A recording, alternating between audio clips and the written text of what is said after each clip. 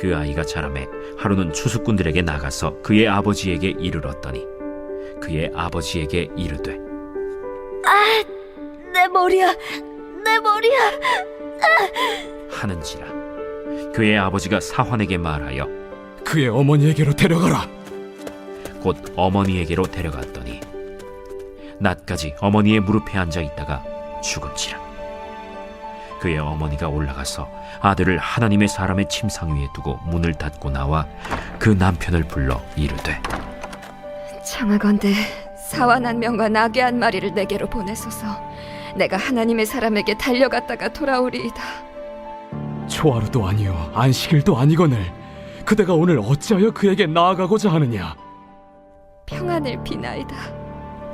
이에 나귀의 안장을 지우고 자기 사환에게 이르되 몰고 가라. 내가 말하지 아니하거든 나를 위하여 달려가기를 멈추지 말라. 드디어 갈멜산으로 가서 하나님의 사람에게로 나아가니라. 하나님의 사람이 멀리서 그를 보고 자기 사환 게하시에게 이르되 저기 수렘 여인이 있도다. 너는 달려가서 그를 맞아 이르기를 너는 평안하냐? 네 남편이 평안하냐? 아이가 평안하냐 하라.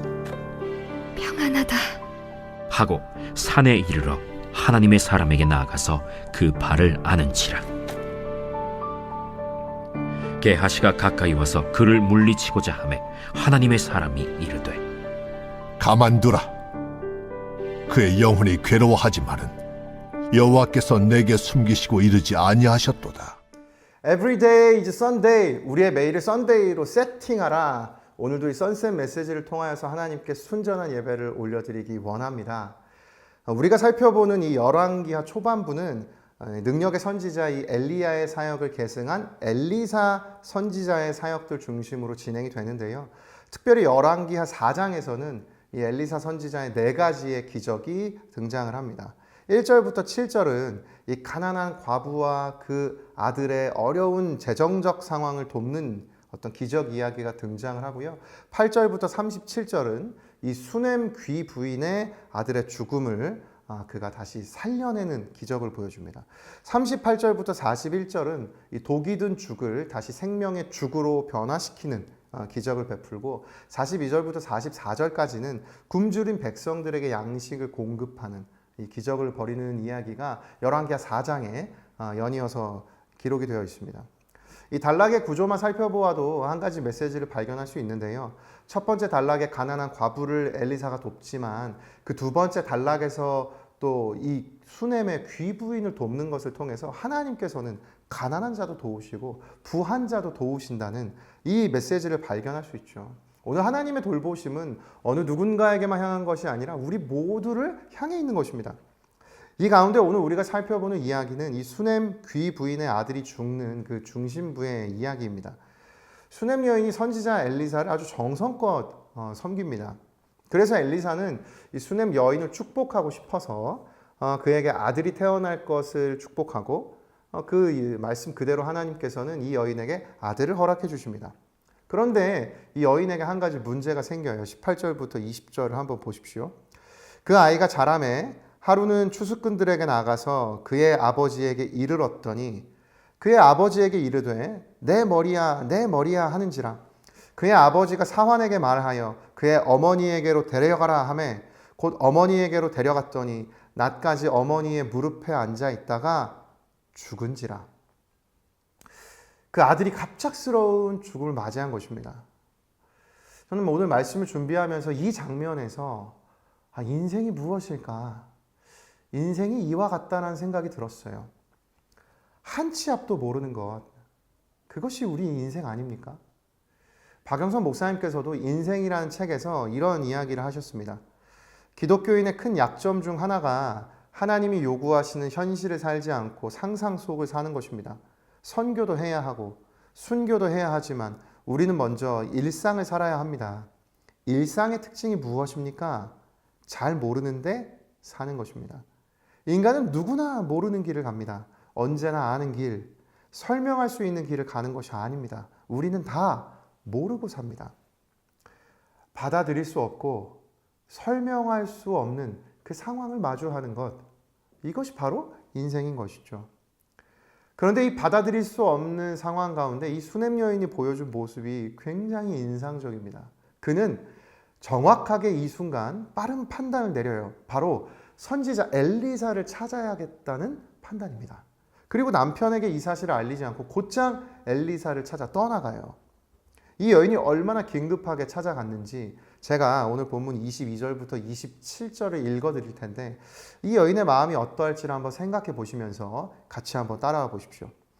그 남편을 불러 이르되 청하건대 사환 한 명과 나귀 한 마리를 내게로 보내소서. 내가 하나님의 사람에게 달려갔다가 돌아오리이다 하니 그 남편이 이르되 초하루도 아니요 안식일도 아니거늘 그대가 오늘 어찌하여 그에게 나아가고자 하느냐 하는지라.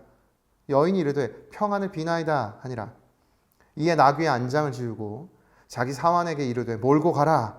내가 말하지 아니하거든 나를 위하여 달려가기를 멈추지 말라 하고 드디어 갈멜산으로 가서 하나님의 사람에게로 나아가니라.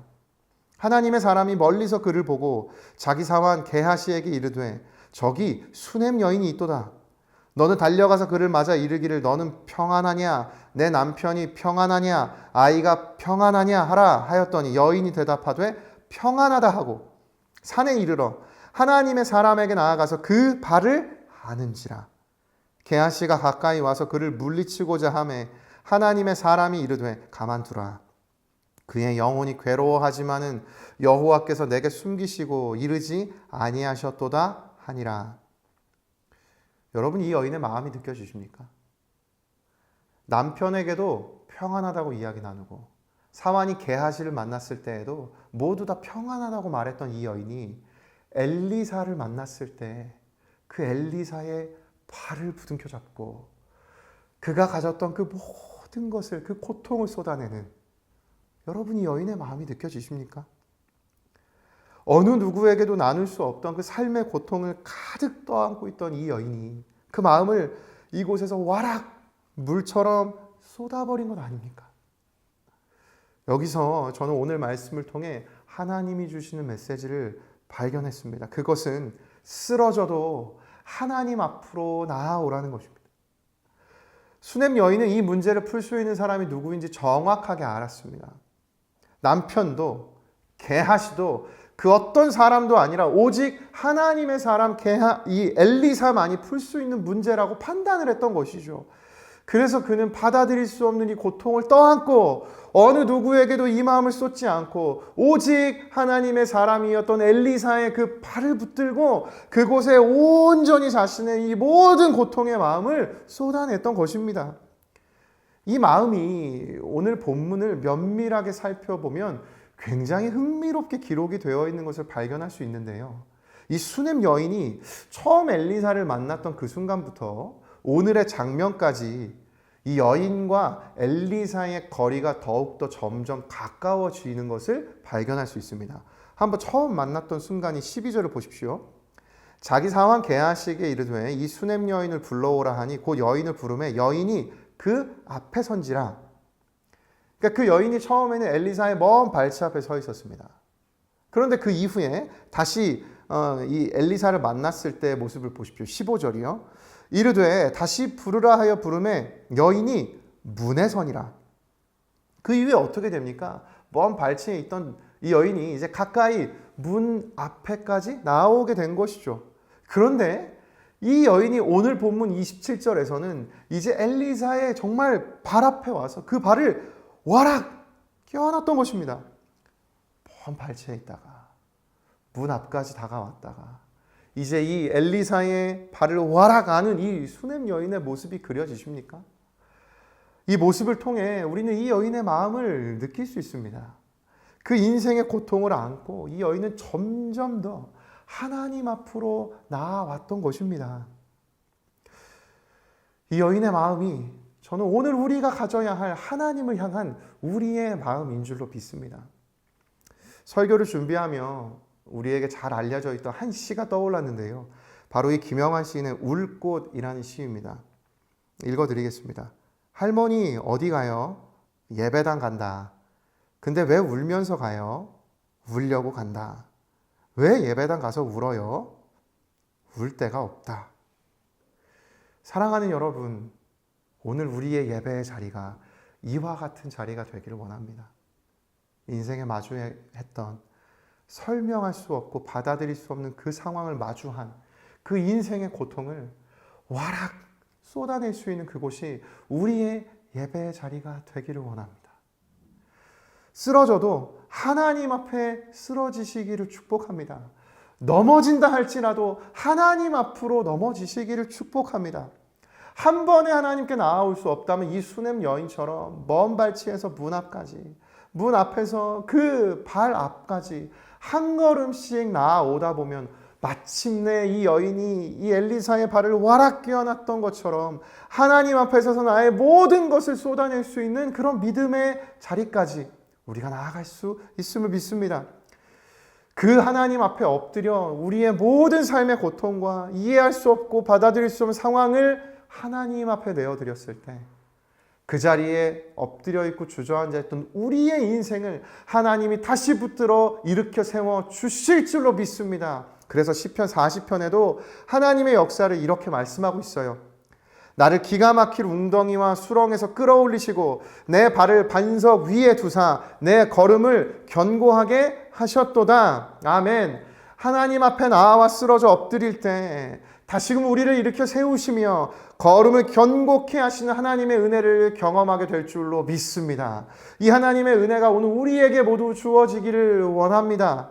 그리하여 오늘 이 십자가 앞에 나와서 십자가 앞에 엎드린 모든 인생들 가운데 하나님의 이 능력의 오른손으로 붙드시며 다시 일으켜 세워주시는 이 하나님의 역사가 우리 모두에게 임하기를 예수님의 이름으로 축복합니다. 이와 같은 하나님의 은혜를 경험하는 저와 모든 성도님들이 되시기를 예수님의 이름으로 축복합니다. 함께 기도하시겠습니다. 살아계신 하나님 아버지, 인생을 살아가며 하나님 정말 마주하는 감당할 수 없는 상황들을 또 소화할 수 없는 상황들을 마주하는 것이 우리의 연약한 인생인 것을 고백합니다. 하나님, 그와 같은 때마다 하나님 앞에 엎드릴 수 있는 인생이 되게 하여 주시옵소서. 오늘 이 여인처럼 먼 발치에 있던 인생에서 하나님 앞에 엎드려 주님의 발을 와락 껴안을 수 있는 하나님 그런 인생으로 하나님 그 걸음을 내디딜 수 있도록 은혜를 더하여 주시옵소서.